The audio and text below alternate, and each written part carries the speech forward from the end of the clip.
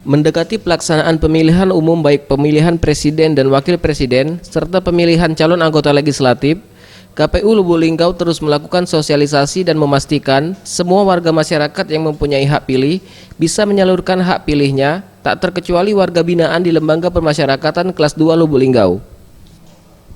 Untuk memberikan tetap hak politiknya kepada warga masyarakat yang tengah menjalani masa hukuman di tahanan, KPU Lubuk Linggau memastikan akan menyiapkan tempat pemungutan suara di dalam lapas. Berdasarkan peraturan PKPU, untuk setiap satu TPS maksimal jumlah mata pilih tidak melebihi 300 orang, sehingga KPU nantinya akan menyiapkan 3 TPS di dalam lapas Lubuk Linggau.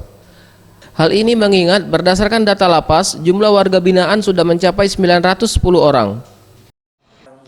Di TPS di lapas itu kira-kira 900-an pemilih. Memang yang kita kota cuma 200-an, cukup satu TPS.